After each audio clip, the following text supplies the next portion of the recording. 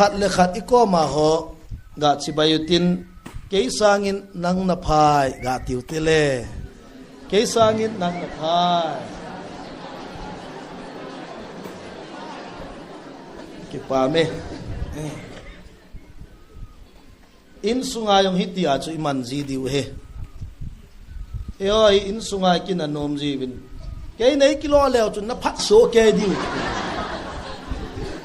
hi chu hi lo ding hi na ke sangin nang na phe na no te ho pa te ho yong icha te ahung phat thi mai le ke 1 kilo he ki ti ami mo thim na nu na lo hai mo anu na pa na lo boy ai yong le pathin thangwa min bible chang mon khan siming kating sau pi yong sei di yong ito naw so tan ki phat lam min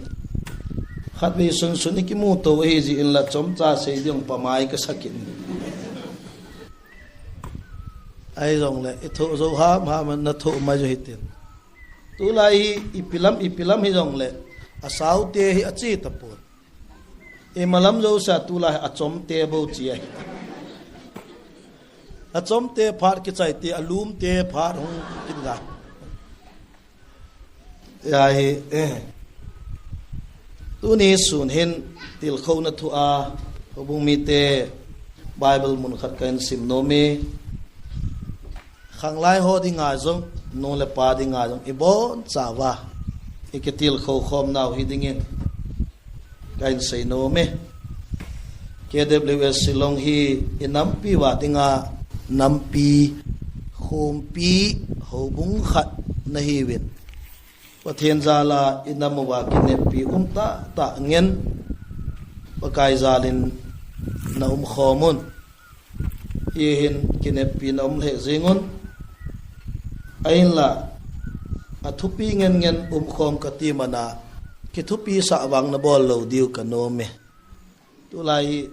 mi bang kaloi na thupi eti la athupi na ka hung ki thupi sa be ki le ki hoding ai ho ngam lo tam zin na mi thupi ta ho ki neu sa ta pakai anga le teng le hin khu pathit anga milin ho pakai anga neu cha na thei pau hin ke ho milham ho adingen na sata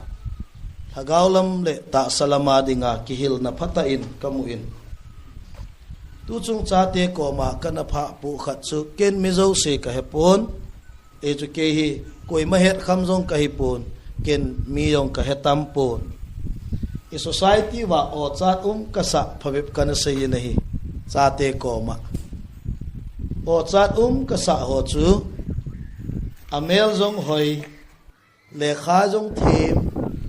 officer jong hikit na lai ichiwana in jong in chem aba kina hichen phathe na pe pathet anga nem de dia thei ho hi o chat kasai ti kana sei hi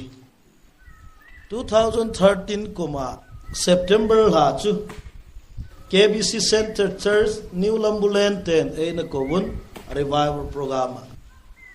outer kola mipila kona mit hipong puma pakai kahungiti hola achun mi tam pi hung jong le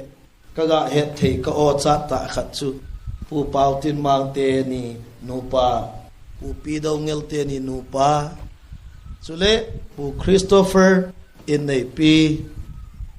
manta ta mit hipuma ato na muna pakai kahungita pathin mai cham hin bel chun achai ni amai cham e ko wa ken upautin ma ko ma ka se chu ma kain ot sa e katiai le e elun itu lai pathin na tong hobo ko ot sa e ati chu na sei chu ka no mai wa ken nang ka ot sa na me ka iti dani ne nang ka ot sa na number 1 na mel a hoizin na upautin ma humi mel hoi chu ani na khamin le khana themin athum na officer khat nahin alina koima ot solowin in chengin anga na hizo si hichen phathen e pepau na pepa pathin anga na zito pakai ka hongin ti the ka vet teng le ka hin ot sal he ekati na amel jong hoi le kha jong thim officer jong hiza in jong in chenga pakai anga yong mit hipuma pakai anga bel the ka vet teng le lo pi ka sa ei mi te tam zo hi hoi mo to a hoi mo na ka ga ki ngol sa a hoi mo to ki ngol sa to ale ka thip mo to ga vai cha bil bel a chuna ka apathi no hekit lo na ichi ho ta hi api na ping lo hi le ti le ping chai gam ta chu ka sei hitia pin sang chun wo cha hi le chun apha chom joy hiti ho cha nu la pan awa sanga wo cha hi le an ko ten kum khat wa le al hom pe na tu nga be phan zo leo sang som ni be cho di washing machine khat ki cho le tung zo ai hatu ai wo cha sanga man hom imi ei mi tamai pathin in ei ngai da min tin pathin sim sa chu kagel neu hi pon pathin hello ho lung sit a dan pu na dan ka sei thu he na ka ngai tu ting le tu chung in cha te pathin ngai lu na he na nu la pa ngai lu na jong agel do a cha te mit hipuma ato na mo na pathin anga akilhat naute kamula in lopi kasa he nu le he pate itaw naw na taw na zala pathin in chanu atha chapa atha ana mukha ho ana chang kho awang pha he maje echun o chat kasa kain se he adang tam ta ame hiong le lai chen chungang kating Bible chang Psalm number som thumle sagi na Psalm number som thumle sagi chang khana ki panin chang nga chen gi hin siming kati ipu David labo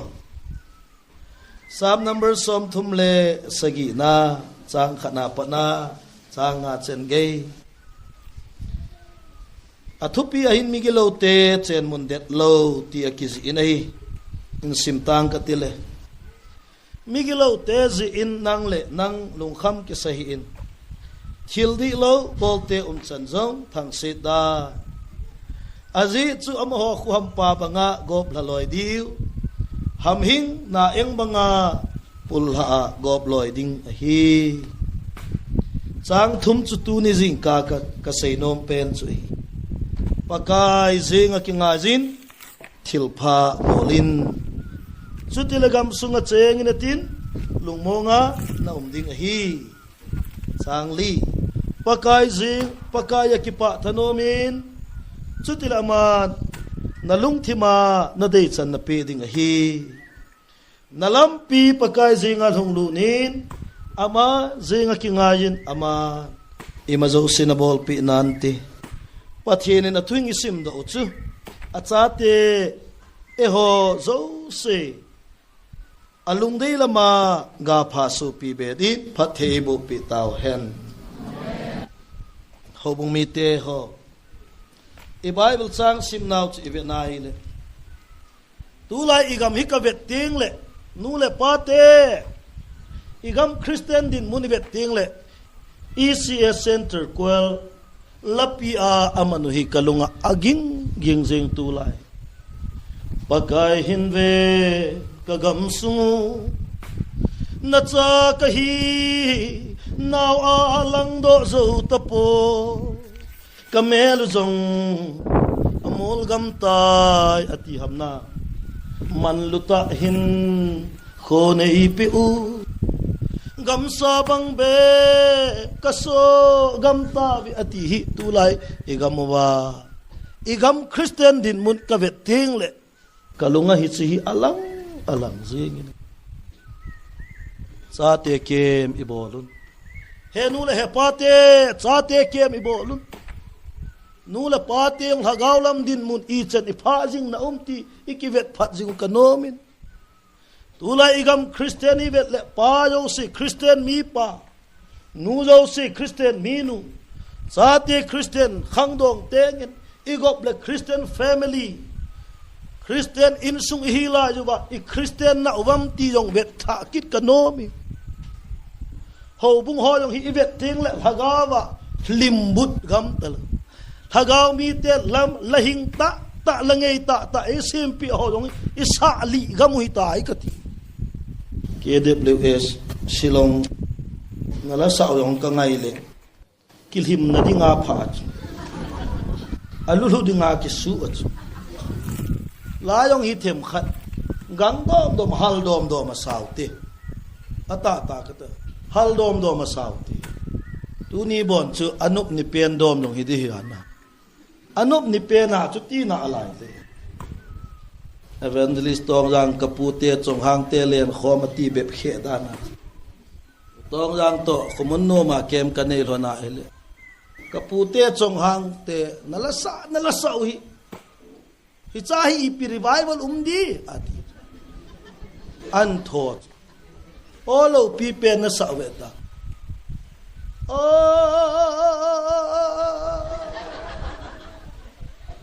low pi pe hallelujah nati ve o nati ka ba chu khomun no ma ko na jang no ya ka chile ihung kile low pi na nati na lai hichachi pi revival da mati chu di thawai hata i ho min lahing ta pathin mi te eina sim pi ho iwang phanu chu e mi te hagaw mi masate inane jo ba alala hagawa mit ha masa pula pate inane ho amit anamu sauji wa lahing ta anane ho anasim do ho tu e ho khang hi iwang phanu chu pathen thang ban men na lahing tam ta ini ai wa nga ila sa ho ibe le lahing jo se ki sali gam ta min all pi pen hallelujah ka wa choi Immanuel atil mino ma chu dam jong dam mai don all pi pen hallelujah pung yong ipidalai ta khayo na ga wa choi Immanuel ho in don neo jep ta ala chu all pi pen ya ai wang chen chu bel ho in sa phat de ngai tu chu ki pa na mong thei ta lo chu ka thing lang la nga khu ho bung yam kan isa ai le olo pi pen isa ka thali chang na kitip do chu na pi ho jing la ke lo wa ko ni te la sa su nga mi chang na ti chu ki dam na thei lo ki pa na thei lo min all people hallelujah wa choi Immanuel wa choi na le lal na zo se ton sonin nang ai je hallelujah ati ale min hagaw la ma mu na nei chu ila na doi chu alo pi pen chu pathi ni ilo na e oi alo pi ila sau cha lo pi pen chu hina ai ilung thima alo pi penong pathin ki pilo chu o abang khat loi chu o ala o lo pi pen sa wa nga alung thima hisab dim se sanga le jagu bes da sagil som nga ana gom jing alung thima kati na alo pi pen pathin sang lo wai chu naute cha te ho pakai wa choi thasi bin bo na khang dong hin khwa pathin na wa choi wale pathin khang dong tam ta la wa choi na sa di wa hallelujah na khang dong hin khwa pathin number 1 na koi wale pathin khang dong tam ta la number 1 na hin koi tho di pathin su lo pi za cha nan ni in lang pathin min na choi sang pole pathin namin hi wan no ya choi sang di hallelujah pathin sulo pi te pathin asu lo pi lo koi ma ka hepon Bắt thiên mình đom sang te bắt thiên asu nem koi ma ka pu bắt thiên min su lo pi sanga e ma ki su lo pi got na lama mi tam tai mi la het pha lo wa ga mai ta en khang do na le khasim na wa bo ai lo na training bo na wa na interview bo na ai lo i pi jong le na bo na to na zo sahin bắt thiên su lo pi na ding bo na ne zong le na don zong le na bol zo siu hina pathian lo pina ding jing bol phula na dingin le khasim ei noi se khat kami do te ane tui de tiong ai pathian lo pina dingin bol ta pathian na su lo pi de helong na ichate isi mo jong pathian lo pina dingin si mo te ichate idok mo jong pathian lo pina dingin do mo hite in sung se mo yung ipathian lo pi ki phon do na din in sung in chen se mo te chutila pathian in sung hi in sung tam ta la e dok thau thau diu pathian thang wan met na hoi na hi pathian zep nan mangin na ha na hi pakai min su lo pi na ma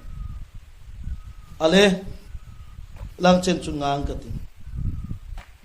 e bible sim now chu vet na hi le migelo teze nang le nang lung kham ki sahi thil di lo bol te chan jong thang se da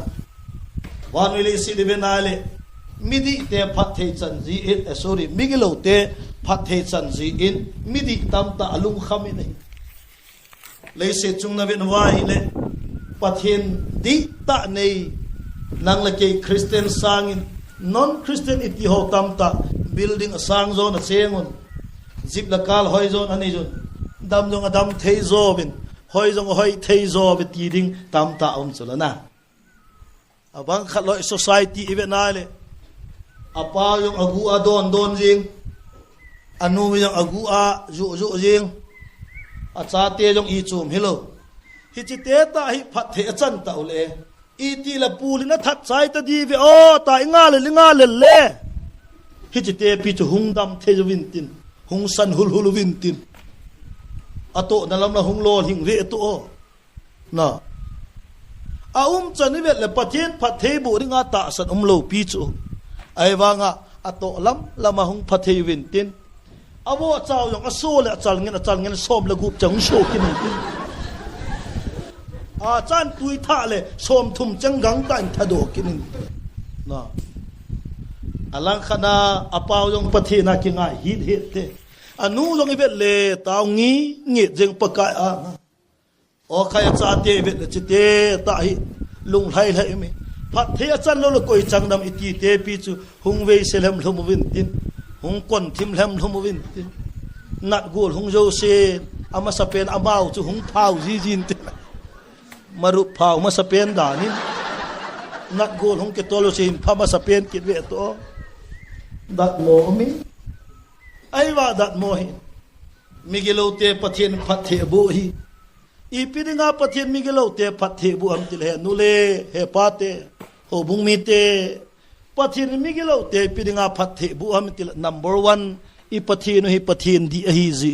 hallelujah i pidinga pathian di ta ka sai ngam ham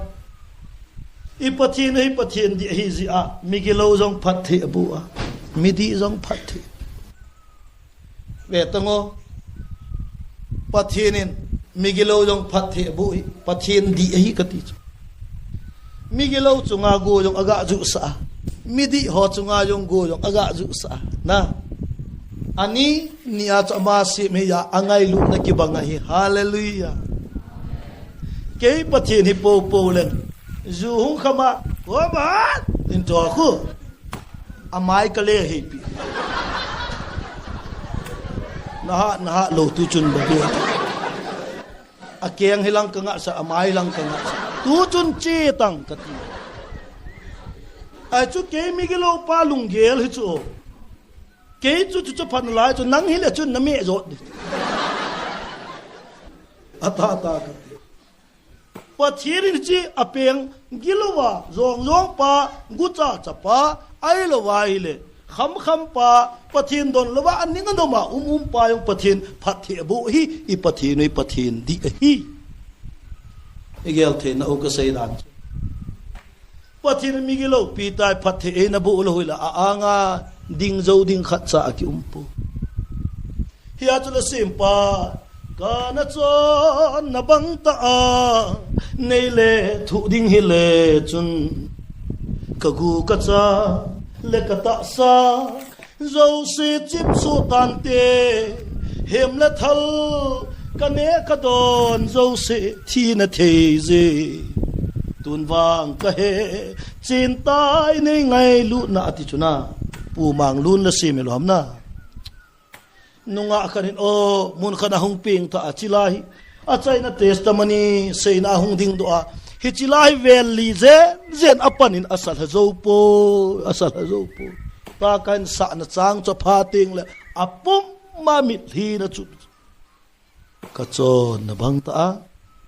e na le thu ding hila chun ka gu ka chang hong chip su tan te henule he pa te chulenu nga gol hang ho bung mi te ho pathian mi gelo phathi bo hi number 1 i pathian nei pathian di hi zi number 2 pathian mi gelo te phathi bo hi ako nei phathi na acha ko hi number 3 pathian mi gelo phathi bo hi ako ngai so nei anga azi chu phathi na ako wa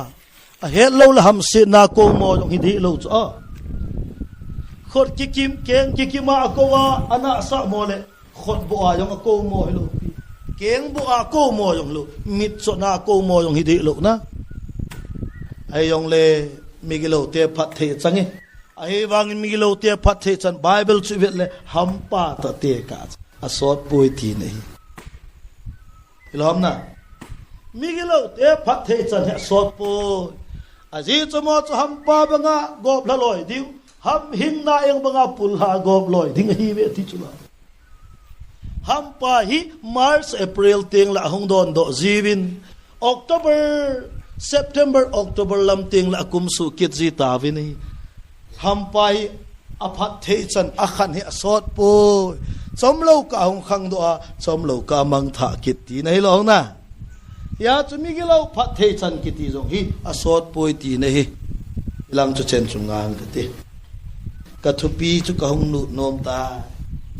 dunia til kho na tu atuni su na ka sei nom pen chu bung mi te pakaya kingajin thil pha bol na pakai kingajin thil pha bol ho bung sunga hi koi ki pa pe na pakaya kingaya thil pha bol mi nu ho bung sunga ki pa pe na dina in sunga koi ha ma ki pa pen in sunga dinga thil pha bol do pam pen pen chun in sung do masa ji in sunga metui lo ji a ki phin phin jeng ho koi ho ham khat ve cha me hin cho khalo ho hi ve me hol ho ku me ji a phun khalo chu a hol khalo ho nya thim me ka sei da ho bung sunga yong hi ku ham ki pa lo pen ho bunga thil pha bol hom pen cho ho bung sunga ki pa lo pen hi pakaya ki nga yin thil pha bol chutilagam sunga cheng na tilung monga na ding ati cho no le pate mi he mi ga ve te I in no mana ki mo pa hi pon I woni ohoi mana ki mo pa hi pon mi hem lung thim hi ipi na ki pa sa ipi na su thanomam ti i vet nai le agu a thil sebol te agu in alung khamun hang phonga thil sebol te hang phongin alung khamui agu a thil phabol te agu a ki pawa hang phongang ki pawa hang phonga thil phabol te hang phongang ki pawa agu ayong ki pa kit amen koi ma chahe lawa thil se na bol le koi ma chahe lawa na lung kham jing di na lấy xe chung tu lai ko ham lung mong wa noi le si lai ben alung mong ki ti ko ham ti ka vet le man cha pha nei mana mi lung mong jong hi di man cha pha nei ja mi lung mong hi le si pai ho ko lung mong ni tai si pai ho ko ve le chun man cha pu ma hung do niu le ti lap dup jing le man cha choi lo niu le lung mong ta thế thì lâu nè man cha chơi lâu nhiều là lung bông tao và nói lấy gì này man cha pha này mà là mi lung bông am cái gì lệ lung bông mông hệ coi ha lung bông pen pakaya kingaya thil phabol minu pakaya kinga thil phabol mi pa alung mông pen pieng tha jong lehen thâu bung mi te mi pieng tha jong le ka pieng tha tai ti jong le thil pha na bol lo le na lung jong mong lo na ki pa na jong tha samai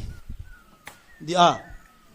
e mi te tu la pakaya ki pa sangowa ikipa naw lin pe ni ka vel le e ho ko le mi kho khat ground na bola pe wa e ho ko na khum le chinya ki pa na wang khon na sa e o go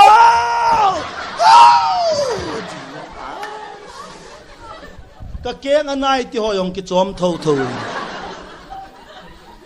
mi ki ki ha chok wala akoma ho mi su kha akoma na wal be se nang yong chuti lom atil hoya kawal dong ibang ka kipa ho bungai hi tulai ho bungai khot beng ngap sang kim lo ta kipa na hom be se ta ground pa ma wang cho ke long la ki beng na lai be kipa da ground pa ma kipa lo di ka ti hi he ka sei chu pakaya yong kipa ding ka ti na ka sei lo pen chu tulai ho bunga khot beng dinga ko ingan si vai kum ge na la noi lang se khot beng da ki koi lam ka ho na chapang ho kama chapang ho khot beng ta beng na ti wa ati ho chu na be kin lo wi cho lung don om da ho bunga khot beng dinga koi ho hi kum ge na la noi lang ho hi mo pu sa adang ho ai zot pi a ki khen be ba chat thei lo ipakaya dinga ikhut te chat muwa a uma e ya dinga chat the ipakaya dinga acha thei lo hi gel veti ki ping tha su keita krista zala pathian thangwan men na pathian cha te ya ai le ping tha ta rep chalung hun ni na gel le pidinga na ki pa ji lo ha pakai te ki mu tu de gel ki nu teng da he nu na pin tha ta e ma ti le lun so na ka pin tha ta amo mo nga ai le rep chalung lung le wan gam na lut mo na de o kita le kai lun iwang phat le pidang ki lu da de na pin tha ta mi ti le so na pin tha ki sentin wan gam na lut mo ni na o ti iwang phat le ki lu nan wang avet go wang sila chun hipiti di ta wang ve go tam ta tu ni hin pakaya ping tha yong la chun na pathin cha khanin na bol ding na bol lo wai le na ki pa lo de ka ti nei chu ka sei pe tu nai o thil kha ga sei ngi ke ka neu lai kanu anathita e hinga kanu he anathita kho ka he thei til kamang ta bangin ka he kale zovun nu tha ka nei jovin ka uchawa pathin na ka to kanaw chun na he diu hi david chong loi som kha silong nam tun mizoram amin missionary ale kanaw tu hi missionary hin ke chunga pa pastor hin ke evangelist ka hi ka pa yong pastor hin a pension ta ka pa to ka uchawa kanaw to ka uchawa le ka pa to pathin na ka to thei naw hi ei hinga kanu tahi zong le ei tau pi nu ka nei zal le ei na ko kha nu ka nei zal hi pathin ka thang wei kanu ko ma ka sei chu he no ei hinga nu nei tahi zong le ven ki ho wa ei tau pi nu nang ka nei ju le ei ko kha nang ka nei ji wa ka u cha wa pathin na ka to thei ka ki pa e ka ai la ka sei no pen si pham ti le kanu a ko na kanaw chu kanu tha a ko na aung ma naw ama sa pen hi neu na lai ke ka don di ale naw do na kapan kanu la kapa lo ko boy na naw patike san ana do nen lang tu ni kanu chun ni la lang ting le bu na no hon di ta an chang te tu sa koi me yong chu hon di kham chu a chu ma la do mal cha yong ala do chi yong ala do kal ha khil lo na dinga tui yong hi chen na sunding naw patena na don kapahing na kondo ko na nu say chu ne na chu na ta hing na patena de say na ngai lo wale kang lun ting le mol na ne de mi thai ne de chu thanu ma mol ne de ngak le lum thau chu ai le apo do lo yong thung hon nai lo ako do thona hi kaloi mi ni hung wa lu sa khau pi lin tai sai li chang han pu ngo phel thum han choi lon mi ni hung hon ada de ke yong hin ke han chu ang lu hon chu ngo wa cha ka mo te ta so ke tu na naw do na kanul ka pa nei ngan si chu ka ti khat ve chu ka sei na naw ka don chu ka ti sorry ve to no kain sao chu ling na min ta chu wa cha ji chu ika kap diu ago pel ki nei lo wa ka ti thum kan cha hen mu lo na ngai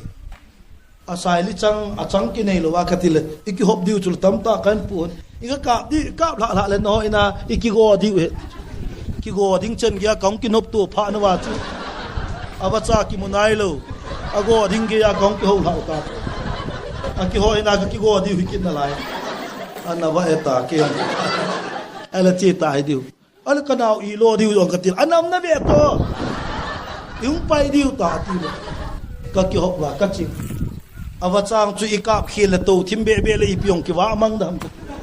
i ga doi le alen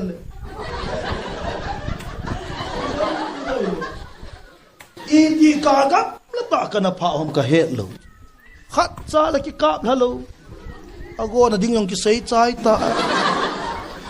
khat cha ki kap la mo mong ta le ka hum kha do phut chu ka hum kha do ka vet le ni sal hum ko ne hinu kanau kan chiyo na che to na naw ngin na si ate in nang la ko na ki chata in ye chu kanu la ka pa in chu lung de tam ti ka ge ka ti za nang la ko na ola khosung ka hing gep lu kang khon na ko khosung ka hung lu le ka loi te ka i na pan na mol khat choi tin hol le ji min tikit ni ha e ha te ho ki phalam ta na ko ki hung nai pan pa chu na pan mol choi na hol ni mai mon de yung in kilung kai no chu gam la ta yo lo chu ki chi lu ngam te lo ka ge ola chi lo di yong la ni sa hum la pai ki ta ki nung le yong na la ki ta ki ta kapan kan ewam thi tu la e je ka he chu chu he in kilung thei mong te lo ka ki cha chu ka pa ki mungam te lo kanu ki mungam te lo ola la ka chi le in mo pa ho ta apa tadi pada yang mula tak khatio ho chini ki moto cho ha bo vi e je masanga ka ka ta chu e cho ki ka masa lo le ha bol di tunin ka sai nom chip ham chu khat hi azinga hi hitima ma chu naw te e da tha kapan tuni wang sai na ngai lo le nanu sai na ngai lo le za ne asa kho che azan hi ki tho khop se hi ja chu ki sumil thei ta kaloi ho hum ki no ta wa cha ka de ki go re sei wa ka don ta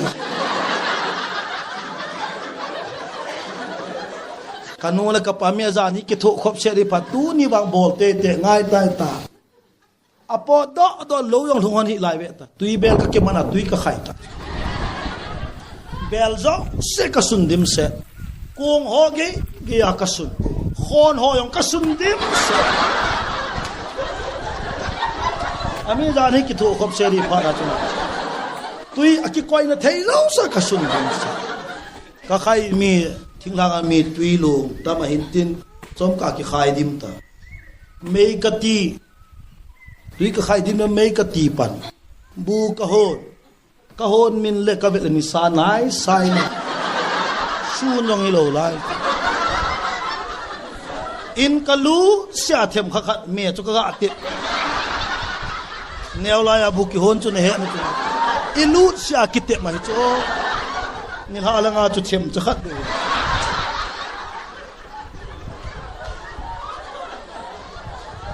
bu ka hon min so ke tui ka khai dim se abana bol dim lo phana in sung ka zur kit chipe long in ti ka zur wal se chi wa lei tol ka thi chini wang chu o abona ka bol chai so ke wanga chu ni saung nai sai ai wanga chu ka thano dan chu pham ti la chini a chu ka zur chai cha kaung lai do in chin lo lam pi chu ka ve na as hong ge hon ta be kapin tha zo ba hin o hi chi ka chan hi kan ki gel do khat ma ni khadi ka lung ka gel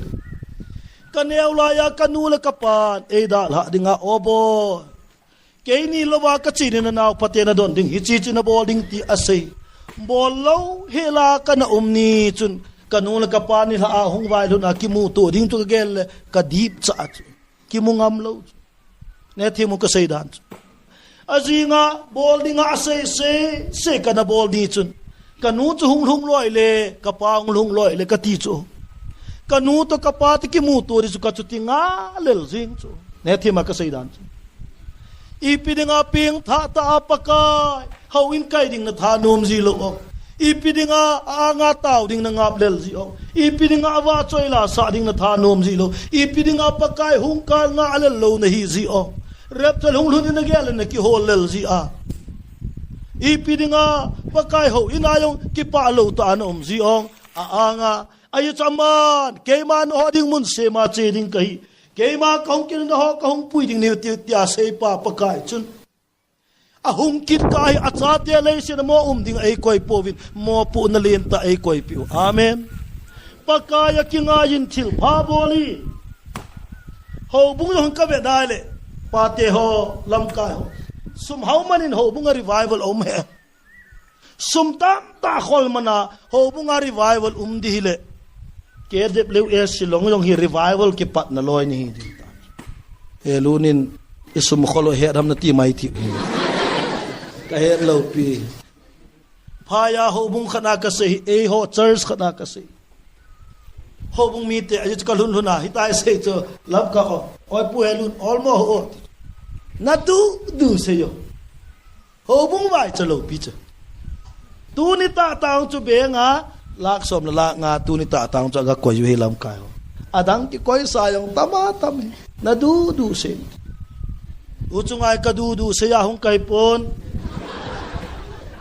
ngai lu na jalu na bol nom chen bolun ke ka du se ding ka hung he ka ta ka ga to chu ahila ka sei go tu la kan sa chu banga ho bung sum hau pe na ki sei te la kan sa ule o lo pi pen ka sa ule o lo pi pen hallelujah wa choi a chat ve na ti bang chat bang chat lo ka be na le ka lung thim ato kha be sen tin ai poi ho bung mi te ken da ko ma thil khat ka he tunin ho bunga sum tampi khol ji a revival hung di le na ho char si ama ho ko ma ka se I char si hui igam wa revival ke pat na hiding ahita khol hi win ka ti poi ala ka sei nom khat o me ngai ti mu ti ta san cha te sum tampi khol mana revival hung pun ti ama wang pathin cha te tuna inei khamo hi pakaya kingaya thil phabol na inei tengule I ho bung wa revival tan ka hallelujah ho bung chairman pa ato na akamin ki khanin engo koin thu ka sei engong koin helun ka ki pa ebo ka ki pa et he pa ki yong ka ki pa et sumta pi kol je revival hung dile na ho bung ai revival ki pandi igam wa ka ahin la tunin ve tam ta kol je revival hung ding hi pon ama wang inei kham te hui pakaya kingaya thil phabo nai man tengole I ho bung wa ki pa na umin tin revival hung de ilona mi hi ta sa ne lago au mana ki mo pa jong hi le se chung ve temu le se chung a hau ja mi ki pa pen jing di le a ki pa pen hoi building dan soma cheng hoi lam ni lam ko wa win tin na dan nga acheng all lam je muntin dan ni acheng all lam je dan kana hi ha chat thim hi hewin tin adan nei lo holo hi chat ngam ta lo na ka seinom chu mi hem kiti kain kote building san man le nei la go tam mana mi hem hi ki pa jeng la lung mong jeng hai pon le si chunga akipa pe pen te ka vet le thil phabol te bu akipa pe non alung mong pen te ka vet le pakai anga yong pakai kinga thil phabol mi te alung mong pen hi ve long na building dan thu te hin mai cham khan e ko win achung nong pen dan achun e pui to ta win mi hawa hi win e ga ma dinga mi in cheng loi chu hi win ai le adan chung nong pen achun mi hau te mi common room yong a hau win common room la ayong aha common room pen ta chung kakal do ta ke kal dan kakal chu ka kipa dan ni kakal le kipa di dan thum ki kal do mi ki kipa di ye chu sang to deu asan chena chu wan to kinai deu ya nom ki sa chu kalunga thil khadung ping chu hi chira ya khat be sun aga chon lut pa bon kakal sang china nom ka sa ka kipa deu le anei te le cheng te I chena kipa ta ri vem ti ka ngai tu na hung ping khat chu hi chila ta chun o kalut davin common room chu ahong ki kha ta asunga chun in nei pa in nei lu le achapata pen chu ka hung to ta in nei dun lung na chim ta in mai cham khat akisi min kong len ta ahong holy ma le mit hi pu min holy min ki pa na thu chang khat cha zaw pun lung mo na thu chang khat cha zaw pun ki hol lel na le ki cha ti za nangin a holy min ka gelin leilam nei la go ba ning lin mai za mi ki mo pa wang hi lo hi lung mo na kiti ki pa na kiti o ine cha ma hi pon I thil bol I chon nan e pi hi amen lom na mi ilung thim amun na le ilung thim akipa na kiti ina to thil bol e pi hi aluza nga pa keng to ge yin sana ki zem zong le na chon na hoi lo le na lunga ki pa na di lo di a na ti lo na mun khana chun o e mi hau sa kha in kar hoi ta kha cho in kar hoi ta kha cho chu ka loi te kha aga lo pi chu hau samo mong na he kar hoi ta na chon ki pa me ti mai cham aga sim pi le anunga cho loi nun hita he sei chu so pi pa kar hoi ta ka cho ning lo pi ka ki pa ai wa hi chi kal ki cho a ki pan ka in sung wan nui na mong phar ka nei ta po piti do na o hi chi kal ki tu a yong chu kun do ta chu le em kal ki cho a ki panin ke hi anei nu ka hi ako ma khu no mei khat to jing ke ka to khanai pu tang chu mi khat pu pa ki de anei nu to khal anei lo khat to yin he chun in nei nu hin kho su kha ki iga gal vet le ki pa mau je wa mau ki pa lo na he chu thil pha bol ta lo ji ale nadam nahi nu le pa te nu nga gul lang ho nadam nahi adam lo te pan pinan mang le chun na ki pa di na ha nahi a lo pan pin ni nga pathin mi sang ha na pi amen na hau na jong kire sa pi lovin mi vai cha pan pinan mang le chun na hau na muna ki pa na mu na chi na jong hi angol te pan pinan mangin lang na bol the nei abol mo te pan pinan mangin lang pakai ki ngai thil pha bolin na hoi na hi a hoi lo te zep nan mangin lang na chi na hi a ching lo te pan pinan mangin lang sanadang ka tampi nei jong le zule sa kham na thei cho na manga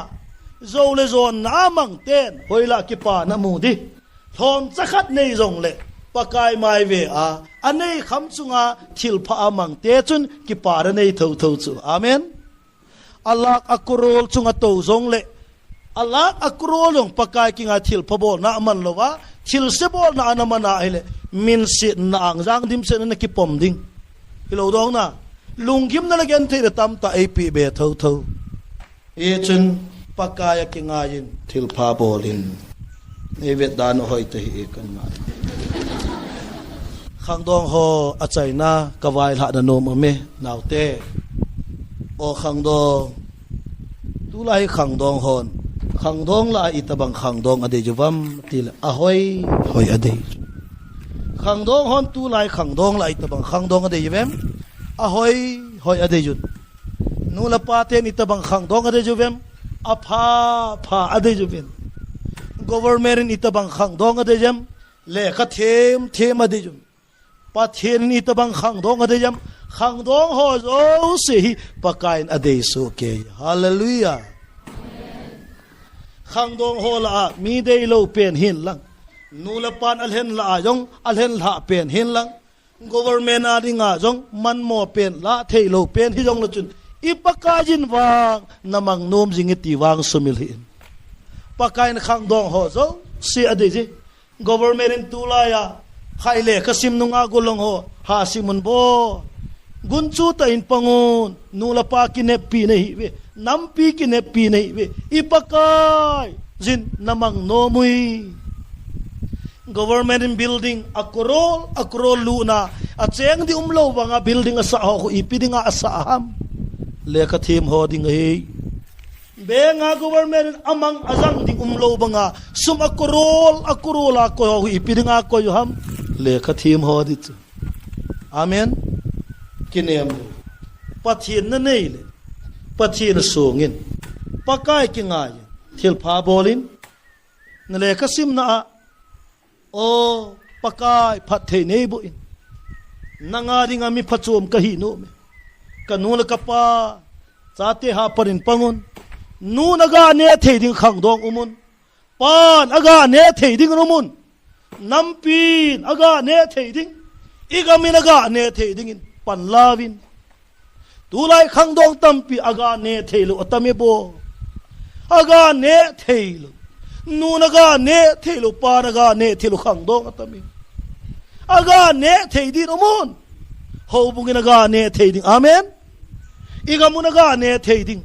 in sungnaga ne theding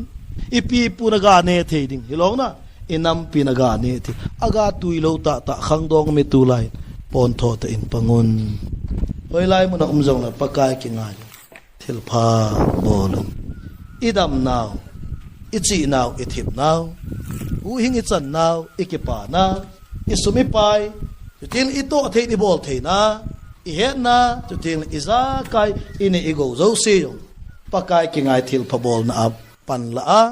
ta san chate lam kai ho chunga thil pha bolun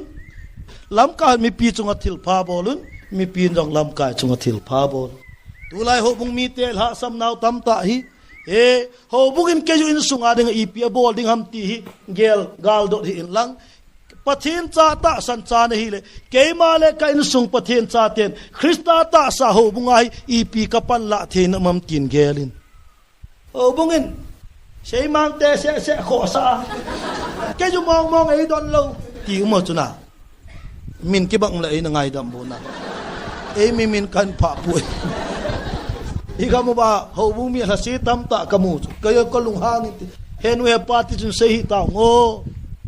ho bungin nangu in sunga renga ipi abolding hamti nagal do sangin nang ata san cha pathen cha nele krista ta sa ho bunga hi keila kain sungmi ten ipi ka bol thei mamti na hola hi le nakipa zo ding hi ka amen